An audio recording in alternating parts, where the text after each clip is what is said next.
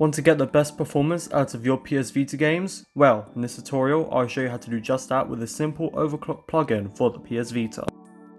Okay, so there are a few things that you will need for this tutorial. So you will need a PSVita running custom firmware and a way to transfer files from your PC to your PSVita. So we'll start with this website right here, AutoPlugin II. The link for this will be in the description.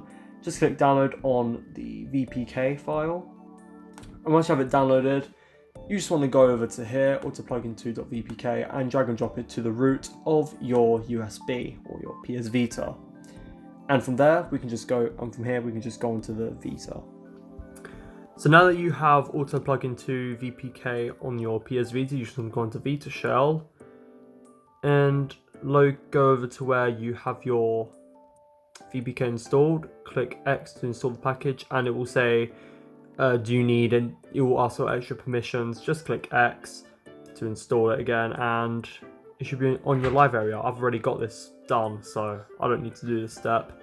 But once you do have it installed, just go over to the app right here, wait for it to boot up, and we'll look for a specific plugin in Vita plugins right here. And the one that we need is PSVshell by Electri. So just says select plus up or select down to toggle between 3 GUI modes. I'll show you this in a minute.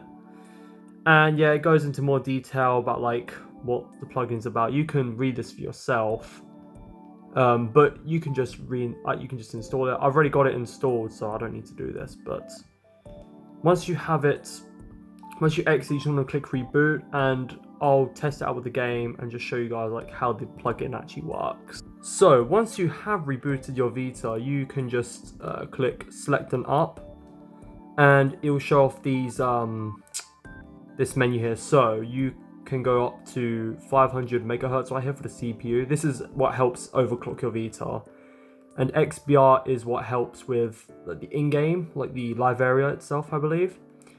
Not too sure what ES4 and bus are, but these are the two that you might want to tweak. And you can hold L to delete the default thing, the default profile, or you save the profile, and just click X here to like save your settings. But yeah, and also you have another, this is what the GUI modes are. So here you have like more data, or like your FPS counter, like I think how much CPU the Vita's using up, and just a normal FPS count right here. So I don't have the best example of how this plugin can be used, but I'm just going to play some Marvel vs. Capcom 3, and it should have a steady or mostly 60 FPS frame rate in the select screen. But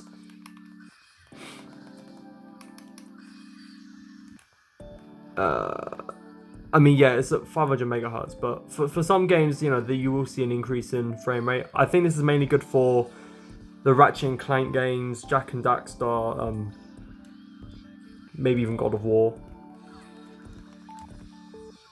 But as you can see, in the battle here, it is sticking to that 60 FPS. So if you care about your frame rates a lot, then this will definitely be a useful plugin.